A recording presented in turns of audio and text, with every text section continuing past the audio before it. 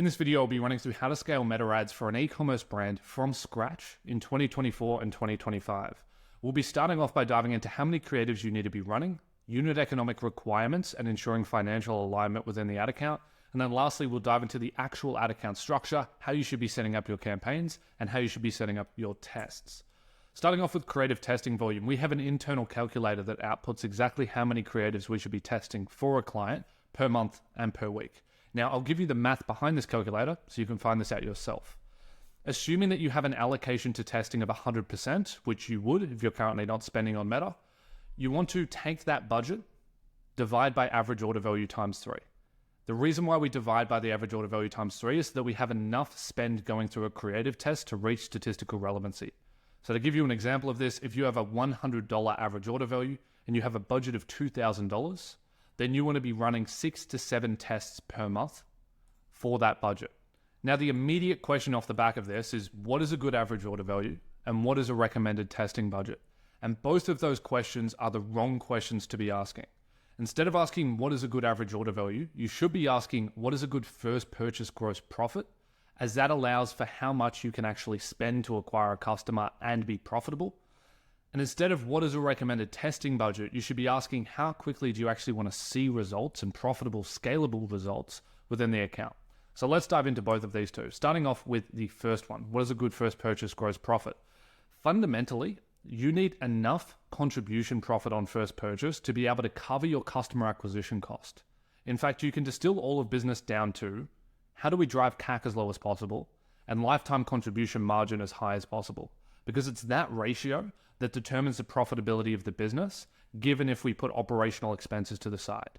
So this relationship of LTCM to CAC or LTGP to CAC or first purchase profit contribution to CAC, however which way you want to say it, is what you need to be focused on.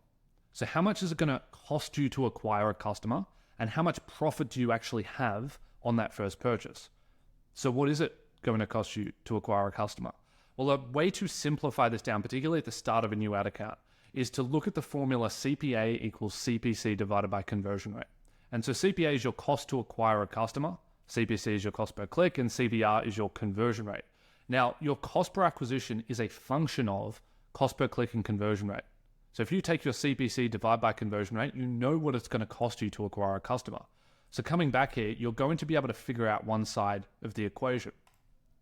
And you can start to graph this out to get a view of what combination of CPCs and conversion rates yields the CPA or the cost to acquire a customer that you desire.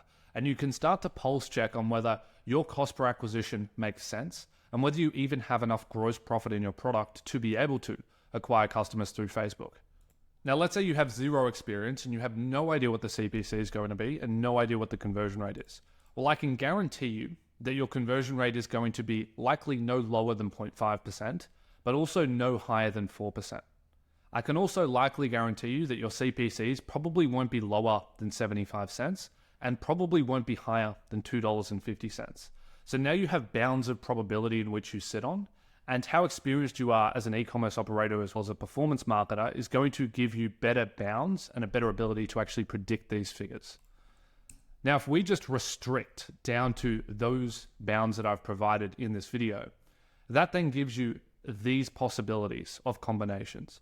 And what you'll see right out of the gates is to achieve a $25 cost per acquisition, it's going to require some really aggressive forecasting in terms of conversion rates and CPCs. You're going to have to come out of the gates with incredibly strong cost per clicks. And you're also going to have to come out of the gates with incredibly strong conversion rates on site. Now, this is likely not going to be the case for most brands in their first $20,000 to $30,000 of spend on Meta. Realistically, you're going to be more so in this range. Likely you might sit somewhere here, and that's even a little bit optimistic, sitting at a $50 CPA. And so you really need to look at the combinations here and ideally give yourself enough room to where you can pay a lot more than you would expect to acquire a customer and still be profitable. I also want to reference out to our pricing calculator, and let me minimize myself here. A lot of brands don't price correctly, and more particularly, they don't price the cost to acquire a customer into their products, and so they end up with zero contribution profit at the end of the day. They also don't allow for discounts, they also don't allow for shrink, and they also don't allow for shipping costs or net shipping incurred. And so a lot of brands keystone price, meaning they simply 2x their cost of goods and they expect to be profitable. But the issue is, and particularly in this example, if you were to just take cost of goods at $25, double it to $50 and sell at $50, you would be losing money on every purchase. Because once you include $5 of discount allowance, $2.50 of shrink allowance, which is refunds, returns, etc., $4 of shipping cost, and then a $20 CAC, you're now negative $8 on each purchase. And so you really need to make sure that your pricing is going to enable the cost to acquire a customer to be profitable, or else I would not recommend diving into Facebook as a distribution channel and as a tool for customer acquisition. The next question is, how quickly do we want to see results? So rather than what budget should I be allocating, the question is, how quickly do you want to actually start to scale this up as a tool for acquisition within your business? And how much can you afford within your current cash flow to actually be able to facilitate that as a new customer acquisition channel? Now, on the screen, I have one of our creative volume analysis sheets that we use internally for our clients to monitor mean spend through ads, medium, mode, standard deviation, but more specifically, we hone in on high performers. And so high performers is defined by any ad that spends over one standard deviation above the mean spend threshold. And so we're aiming to determine a ratio of what percentage of ads that are launched within the account end up being high performers that provide incremental scale and volume to the account. This is one of the best performing accounts I have ever seen, and it sits at 8.24%, which means for every 12 ads that we launch into the account, one will become a high performer. Now, realistically, if you're a new brand and you're a new product and you're just launching a new ad account, that percentage is going to be closer to 3 to 4%. And so what you then need to do is back propagate your math from knowing how much you need to spend to get a high performer, which is going to enable an unlock in scalability within the account. And once again, I said 4 to 8% of creatives become quote unquote high performers.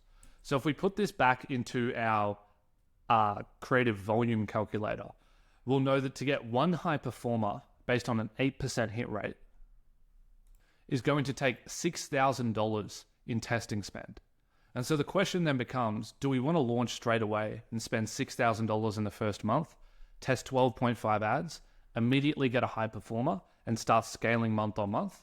Or do we want a more slow approach where we're spending maybe $1,000 to $3,000 a month, but we know that we likely won't be able to add incremental budget on profitably until we wait about 3 to 4 months?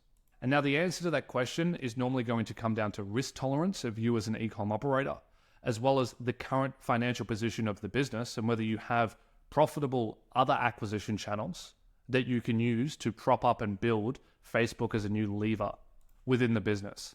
Now, a bit of a side note here is that it's really important to track profit per ad in the early days. So I'd strongly recommend that you have a really tight eye on what your GP is per product, per ad, and that you're monitoring spend through individual ads with purchases off the back to determine what creatives are actually driving daily profit or not.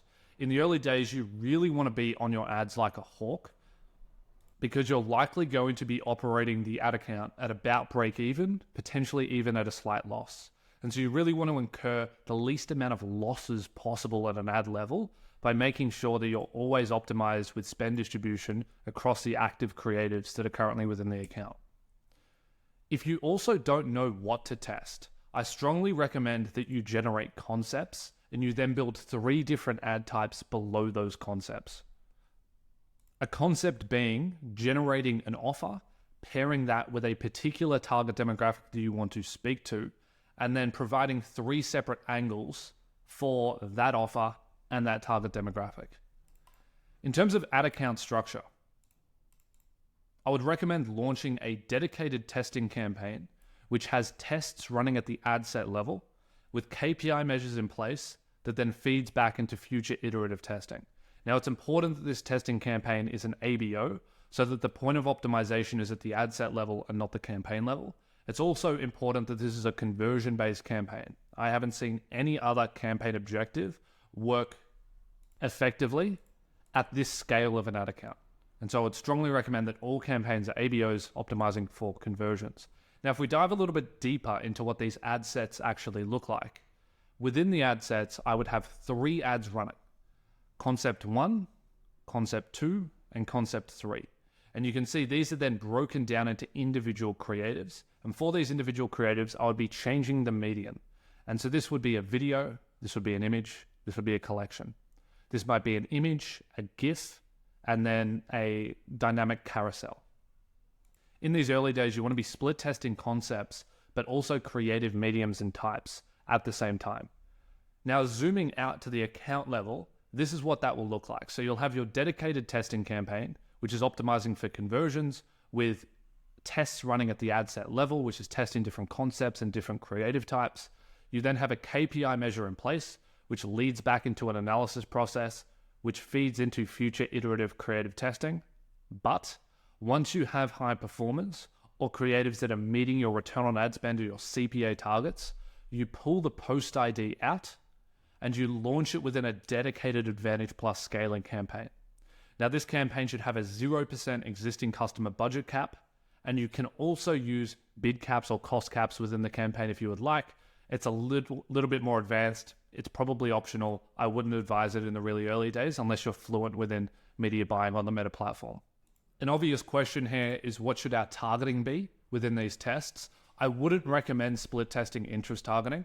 Broad targeting is good enough as long as you have really strong messaging at a creative level that's talking to a very specific audience. If you can be very specific in who you are trying to reach, the algorithm will be able to figure out who to serve your ad to very, very quickly. If you're very broad in your messaging, that's where broad targeting in a new account will not work. And so if you come out of the gates trying to talk to all women between 20 to 40 that are interested in yoga, it's going to be very, very hard for you to actually see performance here, and you're likely going to want to narrow down to specific interest targeting. But if you can talk to 40 to 45-year-old women that only do yoga on weekends because they don't have the time to actually commit during the week, that will actually perform incredibly well on broad targeting, because the campaign will be able to figure out that very hyper-specific audience resonates well with these ads and will then curate the targeting accordingly. And so you want to be very, very specific in who you are talking to in these early days within your early concept testing with broad targeting, so that the pixel and the algorithm can narrow down on exactly who will resonate with that individual creative. A bonus tip here, if you're already spending heavily on other acquisition channels, so you might currently be spending $5,000, $10,000, $15,000 a month on Google, you might be spending on Pinterest, or you might just have a really good organic reach and you're doing $50,000, $100,000, $150,000 per month in revenue, I can guarantee you that Meta is going to significantly over-attribute to the platform.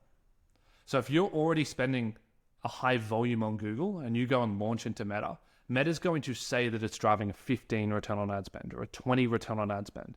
And then you're going to make the flawed assumption that you can go and scale Meta up. You'll go and scale spend, back-end revenue will not change because you're not seeing the correct attribution. So if you do have other acquisition channels, or you're currently doing over $100,000 a month in revenue and you're not spending on Meta and you're looking into spending, make sure you're using 7-day click as your attribution method. You do not want view-throughs being counted within the attribution of the campaign. And then a bonus tip here, I would also recommend going and watching 2 of the podcasts that we've put out on the channel over the course of the last few months. The first one is how to scale an e-commerce brand to 100K per month. Given that you're currently not spending on Meta, there's a high chance that you're currently probably not doing 100K per month in revenue. And so that's a really good video that goes through in-depth, step-by-step, how to achieve 100K per month as a D2C e-com brand. And then the second is aligning Google and Meta ads with the financial operations of the business. That goes into 26 minutes of detail as to exactly how to approach that on both platforms. We talk more in detail about Advantage Plus and how that can sometimes hurt your profitability. So that's a really good resource to go and reference after watching this video.